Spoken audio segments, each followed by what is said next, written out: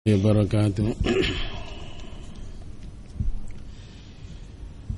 A'udzu billahi bismillah alhamdulillah innal hamdalillah nahmaduhu wa nasta'inuhu wa nastaghfiruh wa nu'minu bihi wa natawakkalu alaihi wa na'udzu billahi min syururi anfusina wa min sayyiati a'malina wa na'udzu billahi min syururi anfusina wa min sayyiati a'malina wa na'udzu billahi min syururi anfusina wa min sayyiati a'malina.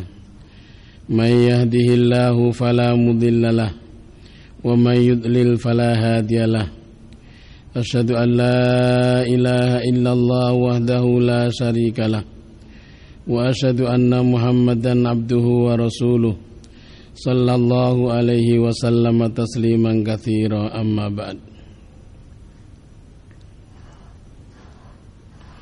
Qala Allah ta'ala Syahru Ramadhan alladhi unzila fihi al-Qur'an hudal linnasi wa bayyinatin minal huda wal furqan. Aw kama qala an-nabi sadaqallahul azim. Wa qala an-nabi sallallahu alaihi wasallam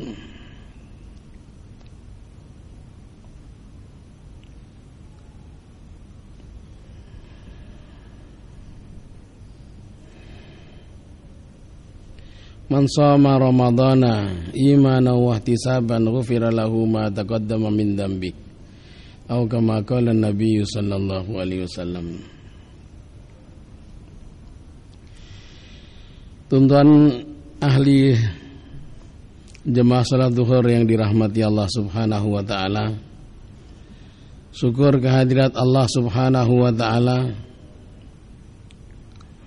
bahwa kita masih lagi diberi kesempatan oleh Allah Subhanahu wa ta'ala untuk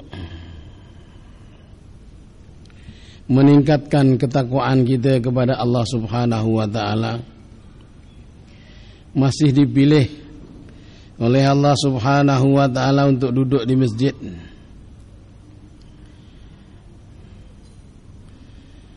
untuk melaksanakan amalan-amalan yang meningkatkan ketakwaan kepada Allah Subhanahu wa taala. Di mana di dalam bulan Ramadan ini Allah Subhanahu wa taala memfardukan kita puasa dan memberitahu ilahnya untuk bertakwa kepada Allah Subhanahu wa taala. Bila kita berpuasa dengan betul-betul mengharap ridha Allah Subhanahu wa ta'ala, takutkan maharim Allah Subhanahu wa ta'ala, menjauh daripada duri-duri yang menghalang untuk diridai Allah Subhanahu wa ta'ala, maka insyaallah Allah Subhanahu wa ta'ala akan bimbing kita untuk menjadi manusia yang bertakwa kepada Allah Subhanahu wa ta'ala. Tuan-tuan yang dirahmati Allah Subhanahu wa ta'ala, di dalam bulan Ramadan ini, di antara kewajiban-kewajiban yang perlu kita selesaikan ialah juga kewajiban untuk membayar zakat fitrah ataupun membayar zakat. Apa itu zakat? Di segi bahasa ialah at-tathhir wan nama, mensucikan dan bertambah-tambah zakat. Dari segi syarak, zakat itu ialah menguasai harta yang khusus dan menyerahkannya kepada orang-orang yang khusus dengan syarat-syarat yang khusus. Kewajiban zakat ini diturunkan oleh Allah Subhanahu wa ta'ala, diamalkan oleh orang-orang Islam ialah pada tahun yang kedua daripada hijrah. Sesungguhnya Allah Subhanahu wa ta'ala sangat bersih dan sukakan benda yang bersih. Allah Subhanahu wa ta'ala menginginkan hamba-hambanya bersih bersih daripada kekotoran dosa dan bersih daripada najis dan kekotoran zahir. Orang-orang yang membawa kotoran najis dalam sembahyang tidak sah. Tempat dia pun dikehendaki bersih, badan dia pun dikehendaki bersih, pakaian dia pun dikehendaki bersih. Zakat adalah membersih rohaniat, membersih dalaman, membersih harta-harta yang kita miliki. Apabila kita membayar zakat, harta-harta kita akan terselamat, harta kita akan menjadi bersih.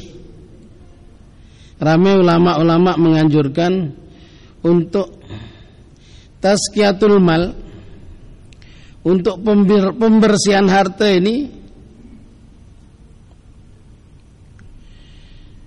digese orang-orang yang menerima anugerah dari Allah Subhanahu wa taala, kelebihan dari Allah Subhanahu wa taala, supaya ingat bahwasanya yang diterima itu keseluruhannya bukan miliknya, dan coba diinfakkan. Kalau boleh terima gaji, ambil 10%. Banyak 10% tu. Itulah tazkiyah, pembersihan.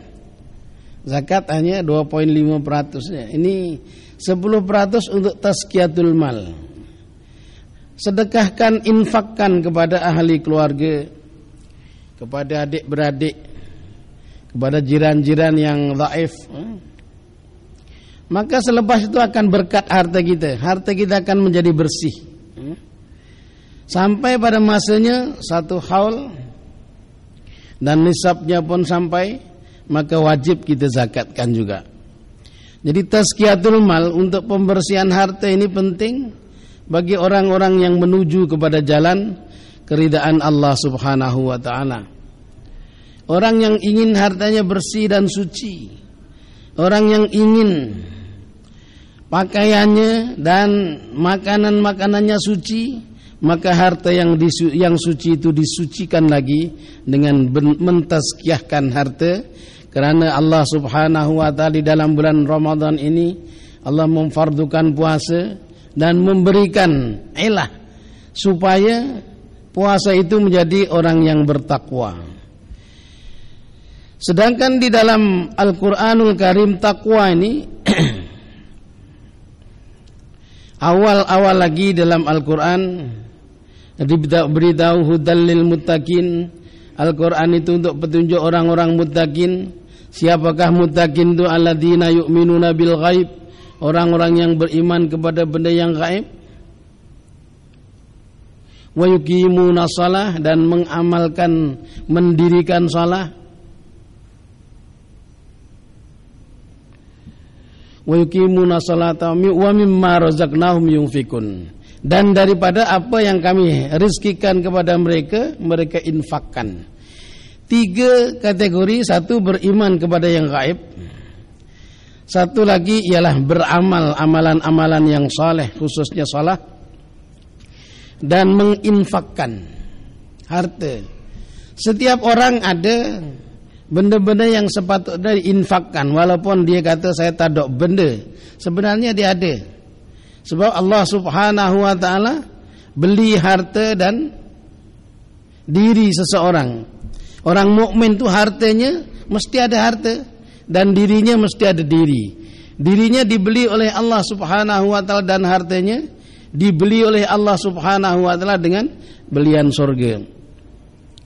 Jadi tuan-tuan, saudara-saudara yang dirahmati Allah Subhanahu wa taala, kita memiliki sesuatu yang sepatutnya kena diinfakkan. Kena diinfakkan. Kalau kita mengenal bagaimana infak seperti sahabat-sahabat Nabi radhiyallahu anhum ajmain, mereka tidak mengenal untuk meminta. Mereka hanya mengenal untuk memberi. Satu orang telah diberi kepala kambing, dan kepala kambing ini dia hanya ada itu saja. Tetapi kerana dia tidak mengenal meminta dan hanya mengenal memberi, dipikir jirannya memerlukan kepala kambing, maka diberi kepada jiran.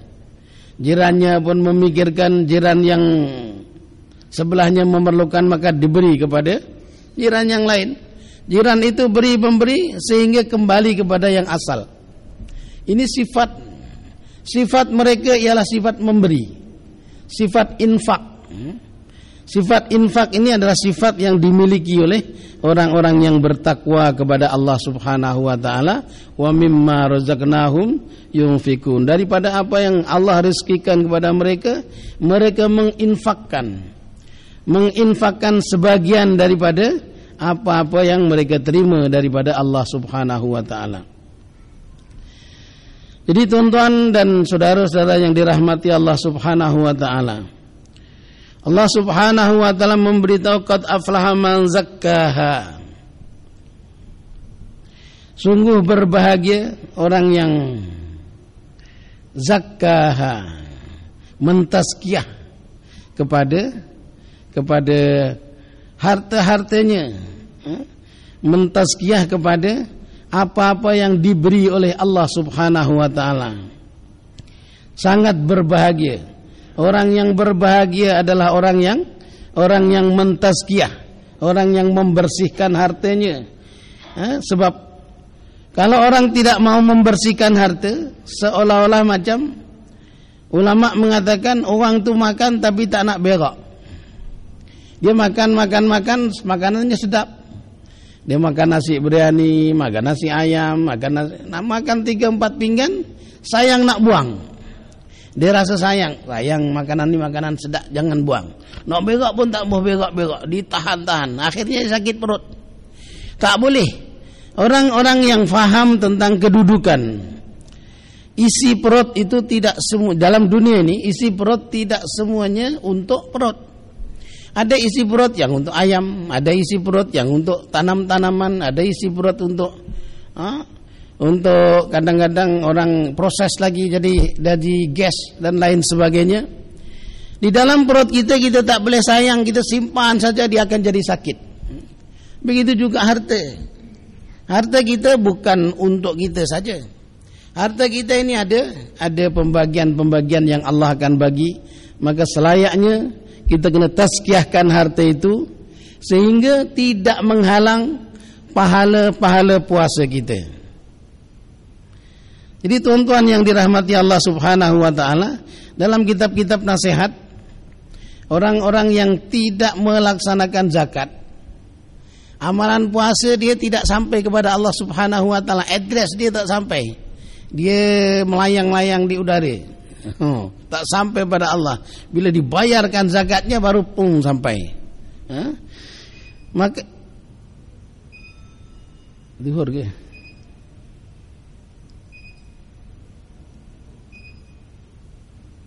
Belum lagi ya. Jadi tuan-tuan dan saudara-saudara yang dirahmati Allah Subhanahu wa taala, apa-apa harta yang kita miliki sebenarnya semuanya bukan milik kita. Ada sebagiannya sepatutnya dimiliki oleh orang-orang lain. Maka kalau boleh kita cubalah, khususnya di bulan Ramadan ini, kalau boleh kita bayarkan zakat fitrah kita. Zakat fitrah ini tak banyak. Kalau boleh tanggung jawab kita, nafkah kepada anak isteri kita, nafkah kepada pembantu kita, family kita yang ikut kita, yang nafkahnya kita tanggung semua. Kalau boleh kita bayarkan semua dia punya zakat, zakat fitrah dia itu. Sebab zakat fitrah ini kalau sekiranya orang mempunyai tanggungan dan dia bukan orang Islam pun, bukan orang Islam tapi mempunyai kerabat dan tanggung jawab nafkah yang mereka semua Islam. Dia bukan orang Islam tapi memiliki tanggung jawab nafkah orang-orang Islam. Maka dia ini pun berkewajiban untuk membayarkan zakat fitrah kepada orang-orang Islam tersebut. Apatah lagi kita sebagai orang Islam yang memiliki tanggung jawab maka hendaklah jangan diri kita saja kita bayar zakat ni, kita bayar juga kepada orang-orang yang di bawah tanggungan nafkah kita bayarkan zakatnya. Kita bayarkan zakat fitrahnya bila? Kalau boleh takjil, kalau boleh percepatkan. Bulan Ramadan ini boleh dah bayar zakat fitrah. Bermula 1 Ramadan dah boleh bayar zakat fitrah. Bila berakhir sehingga solat Id dilaksanakan. Solat Id dilaksanakan sudah, lepas itu makruh. Lepas itu sampai maghrib. Lepas maghrib itu kalau bayar sudah bukan zakat dah, jadi sedekah. Jadi jadi tidak bayar zakat fitrah. Jadi lepas maghrib hari raya itu siapa yang berkewajiban ialah orang yang hidup di bulan Ramadan dan hidup di bulan Syawal, hidup di 2 alam, 2 bulan. Hidup di akhir Ramadan dan awal Syawal, maka orang ini berkewajiban untuk membayar zakat fitrah. Yang berkewajiban ialah wali-wali dia kalau sekiranya dia miskin. Kalau dia sendiri ada kelebihan makanan hari itu, maka hari itu dia sendiri pun berkewajiban.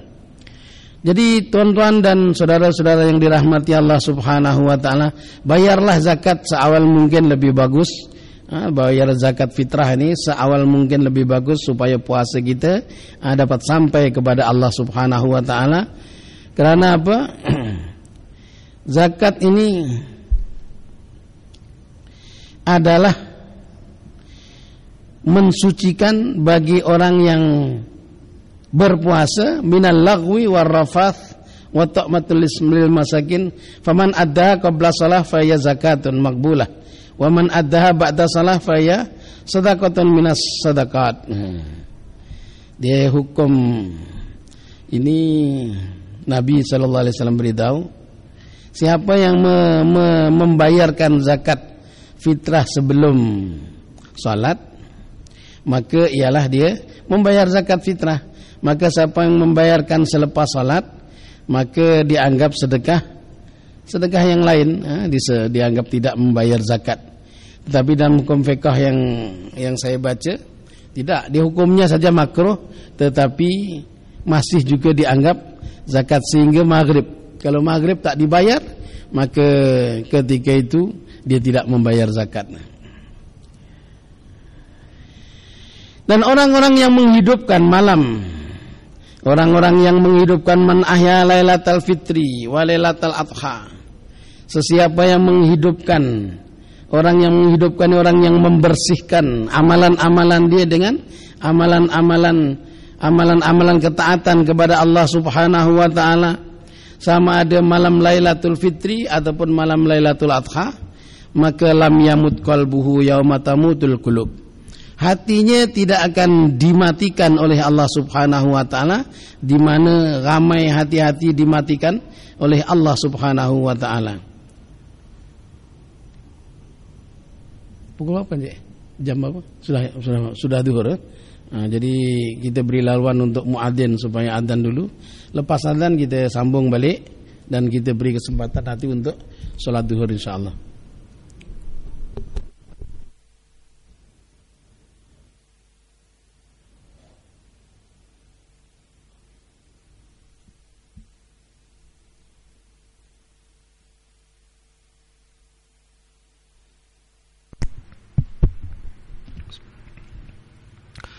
Allahu Akbar, Allahu Akbar,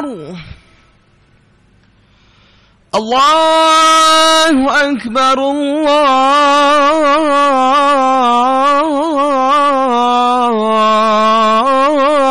Allahu Akbar. Ashhadu an la ilaha illallah,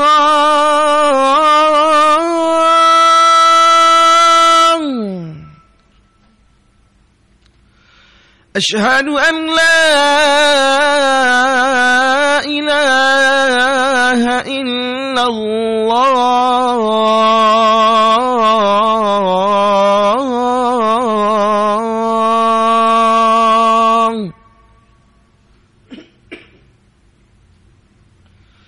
أشهد أن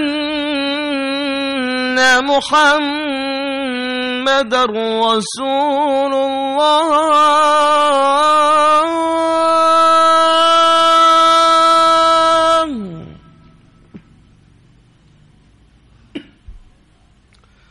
أشهد أن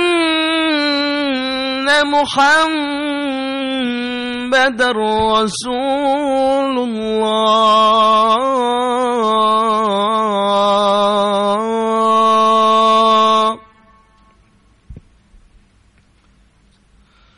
حي على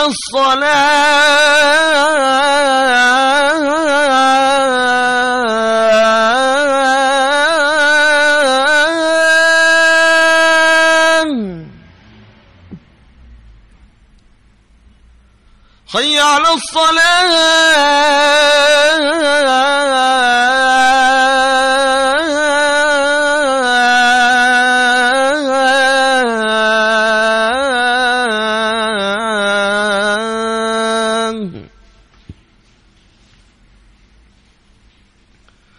حي على الفلاح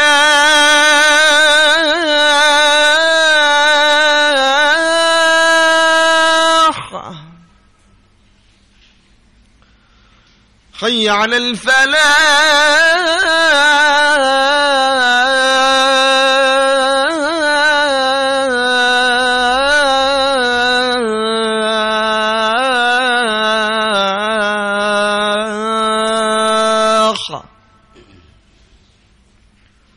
الله أكبر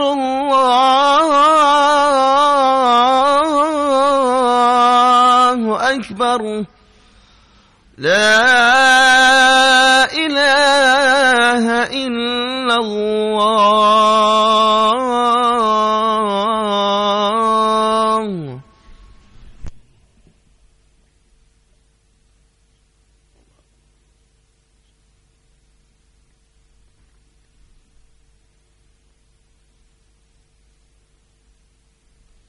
Jadi Alhamdulillah kita sambung balik.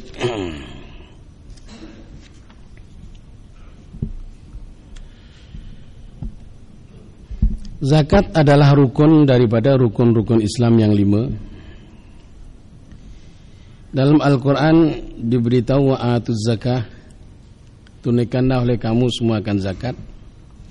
Dan di dalam hadis Nabi sallallahu alaihi wasallam pun ita'uz zakah adalah satu di antara rukun-rukun Islam yang 5. Nabi sallallahu alaihi wasallam memberitahu ittaqullaha, takwalah kamu semua kepada Allah Subhanahu wa taala. Wasallu, dan salatlah kamu semua khamsakum, yang 5 waktunya, 5 waktu kamu. Wasumu syahrakum, dan puasalah kamu di bulan kamu, yaitu Ramadan kamu. Wa addu zakatikum, dan tunaikanlah oleh kamu semua zakat kamu. Wa ati'u dha amrikum, dan taatlah semua perkara kamu, agama kamu, maka tadkhuluna jannata rabbikum, maka masuklah kamu semua ke surga Rabb kamu. Inti daripada ketaatan kepada Allah Subhanahu wa taala, inti kepada takwa kepada Allah Subhanahu wa taala, melaksanakan puasa dan membayar zakat ialah untuk supaya kita dapat ridha Allah Subhanahu wa taala dan dapat memasuki surga Allah Subhanahu wa taala. Kerana di dalam surga semua masalah-masalah yang dialami oleh manusia akan dihilangkan oleh Allah Subhanahu wa taala. Di sanalah kehidupan yang mardiyah, kehidupan yang diridhai oleh Allah Subhanahu wa taala. Tidak ada kemiskinan, tidak ada masalah, tidak ada sakit, tidak ada masalah, tidak ada perkara-perkara yang tidak menyenangkan di dalam nafsu kita. Semuanya puas hati. Di mana itu? Dalam surga Allah Subhanahu wa taala. Di dunia ini penuh dengan masalah-masalah, sehingga setiap orang tidak boleh lari daripada masalah. Selesai masalah satu, datang masalah yang lain. selesai masalah satu lagi, datang lagi masalah satu yang lain, supaya kita tidak suka dan kita tidak sangat suka di dunia, karena di dunia ini banyak masalah. Supaya kita rindu kepada tempat yang tidak ada masalah, yaitu di surga Allah Subhanahu wa taala. Di antara untuk menghilangkan masalah-masalah dan untuk menuju kepada surga Allah Subhanahu wa taala ialah menunaikan kewajiban untuk pembersihan harta-harta kita. Harta-harta yang kita miliki hendaklah dibersihkan, disucikan daripada dosa-dosa dan daripada kekotoran-kekotoran.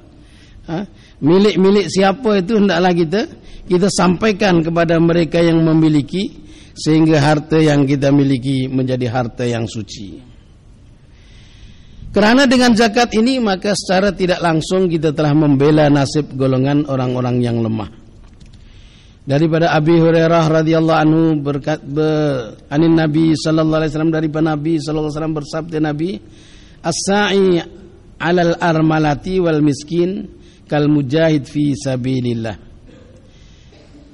Wa ahsabuhu qal wal qa'imul ladzi la yaqturu kas-sha'imi alladzi la yuftir. Muttafaqun alaih. Artinya daripada Abu Hurairah radhiyallahu an, beliau berkata bahwa Rasulullah sallallahu alaihi wasallam bersabda, orang yang menguruskan nasib para janda dan orang yang miskin, ibu-ibu tunggal, kita ambil perhatian, dan orang-orang miskin kita ambil perhatian. Bukan menjaga kain, ujung kain mereka, tetapi kita uruskan agama mereka. Uruskan agama mereka supaya mereka boleh mentaati Allah dengan senang. Orang ini akan mendapat pahala sebagaimana mujahid yang fi sabilillah. Berkata perawi hadis, saya kira baginda juga ada bersabda dalam satu perumpamaan lain seperti orang yang bersolat terus menerus pada waktu malam dan berpuasa terus menerus pada waktu siang hari. Siapa dia? Orang yang membela nasib orang-orang lain yang kurang bernasib baik, yaitu kebanyakannya orang-orang yang menjadi ibu tunggal dan orang-orang miskin. Kalau kita berpuasa dapat merasai betapa pedihnya perut lapar sementara. Kita mungkin lapar daripada subuh sampai maghrib saja, tetapi orang-orang miskin kadang-kadang lapar bukan hanya subuh sampai maghrib, tetapi berterusan sehingga malam pun dia lapar lagi, nak makan tidak ada yang dimakan. Begitu juga ibu-ibu tunggal, dia nak meminta malu, dia nak pinjam pun malu, dia tidak ada apa. Mereka menahan perut yang perit, yang memerlukan kita sebagai orang-orang yang Islam, sebagai orang-orang yang diberi anugerah kesenangan oleh Allah Subhanahu wa taala, hendaklah memperhatikan mereka, membawa mereka ke alam yang boleh menyelesaikan kehidupan mereka di dunia ini, sehingga boleh mentaati Allah Subhanahu wa taala dengan selesa. Jadi tuan-tuan dan saudara-saudara yang dirahmati Allah Subhanahu wa taala, hadis di atas menyatakan kepada kita kelebihan orang yang menguruskan nasib orang-orang yang lemah, seperti para ibu-ibu tunggal, orang-orang miskin dan anak-anak yatim. Mereka yang melakukan demikian akan diberikan ganjaran yang sama dengan orang-orang yang memenuhkan malamnya dengan beribadat dan siangnya dengan berpuasa. Malam beribadat, kalau kita tengok hari-hari kita 11 bulan yang lepas, 11 bulan yang lepas tidak ada hari-hari yang kita penuhkan malam dengan salat 23 rakaat. Kadang-kadang lepas isyak 4 rakaat campur 3, 7 rakaat itu pun maksimal. Biasanya lepas 7 rakaat itu habislah salat kita. Di dalam bulan Ramadan ini kita boleh alhamdulillah dibimbing oleh Allah untuk meningkatkan ketakwaan kita kepada Allah, boleh salat sehingga 23 rakaat, dan boleh mendengar Al-Quran dibacakan dalam tarawih sebulan khatam. Kadang-kadang ada yang boleh mendengar Al-Quran dibacakan dalam 1 bulan 2 kali khatam. Ada yang 3 kali khatam. Sampai pukul 1 pagi, tiap-tiap malam dia tarawih, start daripada Isya sampai 1 pagi dia sembahyang. Boleh buat. Ini lebih pada itu lagi. Kalau sekiranya kita ambil perhatian kepada orang-orang yang lemah, kita berikan, kita santun mereka, keperluan-keperluan mereka, berikan kepada mereka kehidupan yang selesa. Kalau tidak ada pakaian, berikan pakaian pada anak-anak yatim. Kalau tidak ada makanan, berikan makanan-makanan kepada mereka. Kalau tidak ada duit, berilah duit kepada mereka, ibu-ibu tunggal. Kadang-kadang bukan hanya ibu tunggal, dia sudahlah ibu tunggal tetapi ada tanggung jawab lagi. Ada cucu lagi bersama dia ataupun anak lagi bersama dia. Maka kita cubalah di dalam bulan Ramadan ini, lapar yang kita rasakan. Orang yang berpuasa selayaknya merasai lapar, supaya ada rasa betapa pedihnya lapar itu. Kalau orang puasa tak rasa lapar, maka kurang baik. Dia puasa, saya tak lapar puasa. Walaupun saya tak sahur, saya tak lapar. Tak bagus. Tak sahur pun tak bagus. Tasahharu fa inna fis suhur barakah. Innallaha malaikatahu yusalluna 'alal mutasahhirin. Sahurlah kamu supaya kamu dapat berkat daripada Allah Subhanahu wa taala, supaya diberkati oleh Nabi sallallahu alaihi wasallam. Sahur kena buat, tapi jangan kenyang sangat. Jangan kenyang, kurangkan makan dan kurangkan tidur di waktu malam dan kurangkan tidur di waktu siang. Ini berpuasa supaya merasai betapa peritnya lapar. Bila merasai peritnya lapar, maka mengundang kita untuk berbaik dengan orang-orang yang lapar, yaitu ibu-ibu tunggal, anak-anak yatim dan orang-orang miskin. Mereka semua kadang-kadang lapar berhari-hari, bukan hanya setakat pagi sampai petang.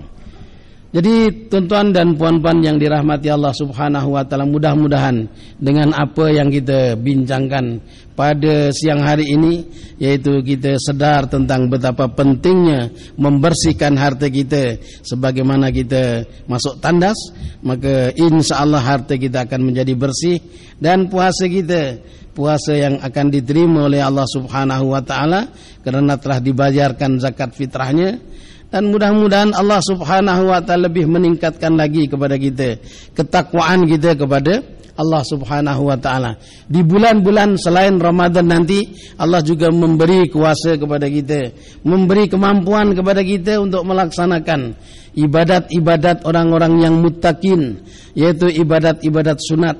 Salat tasbih dapat kita laksanakan, salat hajat dapat kita laksanakan, salat awabin dapat kita laksanakan, salat duha dapat kita laksanakan. Bukan setakat tahu tajuk-tajuknya, tetapi buat dengan amalan penuh dengan khusyuk.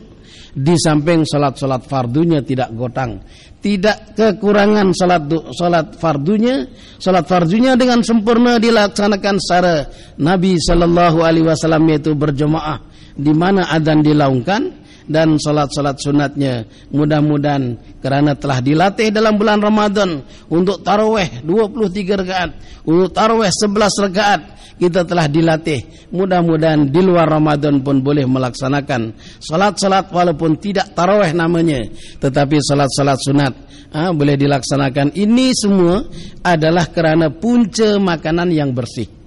Apabila punca makanan tidak bersih, maka menjadi malas. Sebabnya makanan akan menjadi darah, dan darah akan menggerakkan tubuh kita. Bila darahnya tidak bersih, makanan dari makanan-makanan yang haram, maka malas untuk melaksanakan ibadat-ibadat mentaati Allah Subhanahu wa taala. Jadi mudah-mudahan Allah Subhanahu wa taala dengan adanya zakat yang dianjurkan, yang difardukan, kita dapat melaksanakan dengan baik, maka harta kita akan jadi bersih. Bila kita makan, membawa kekuatan untuk mentaati Allah Subhanahu wa taala. Jadi tuan-tuan dan saudara-saudara yang dirahmati Allah Subhanahu wa taala, dengan makanan-makanan yang halal, maka Allah Subhanahu wa taala akan mudahkan kita untuk melaksanakan amalan-amalan yang dikehendaki oleh Allah Subhanahu wa taala. Kalau makanan-makanan kita adalah dari sumber yang kurang halal, makanan-makanan dari subhat ataupun makanan-makanan yang dari haram, maka makanan ini akan mendorong kepada kederhakaan atau penderhakaan kepada Allah Subhanahu wa taala. Jadi tuan-tuan dan saudara-saudara yang dirahmati Allah Subhanahu wa taala, mudah-mudahan Allah Subhanahu wa taala beri kepada kita kekuatan untuk mengamalkan amalan-amalan ketaatan di dalam bulan Ramadan dan di luar Ramadan. Seterusnya kita menjadi orang yang muttaqin, kalau boleh memenuhi target yang dikehendaki oleh Allah Subhanahu wa taala, yaitu imamul muttaqin imama. So, kita berdoa sentiasa diajar oleh Allah Subhanahu wa taala, Rabbana hablana min azwajina, ya Allah ya Rabb kami, hablana berilah kepada kami, min azwajina daripada istri-istri kami, wa dzurriyyatina dan keturunan-keturunan kami, qurrata ayun, kita pandang mereka semua ahli surga. Alhamdulillah, mata kita boleh pandang dengan mata yang selesa. Waj'alna lil muttaqina imama, jadikan kami di kalangan orang-orang muttaqin adalah menjadi imam.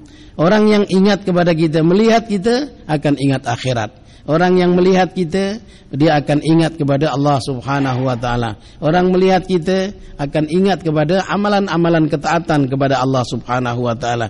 Inilah sifat-sifat yang dimiliki orang-orang dahulu. Mereka semua adalah Al-Qur'an yang berjalan. Mereka semua adalah contoh-contoh yang boleh diikuti, sehingga mereka boleh mengatakan, mari ikut saya, karena saya telah sempurna, yaitu melaksanakan perintah-perintah Allah, meninggalkan larangan-larangan Allah, ikut cara baginda Nabi sallallahu alaihi wasallam. Mudah-mudahan Allah berkati kita, makanan kita makanan yang bersih, harta kita harta yang bersih, dan amalan kita amalan yang diridai oleh Allah Subhanahu wa taala. Oke, saya beri kesempatan tuan-tuan untuk salat sunat insyaallah. Subhanallah bihamdihi, subhanakallah bihamdika, asyhadu an la ilaha illa anta, astaghfiruka wa atubu ilaik. Wassalamualaikum warahmatullahi wabarakatuh.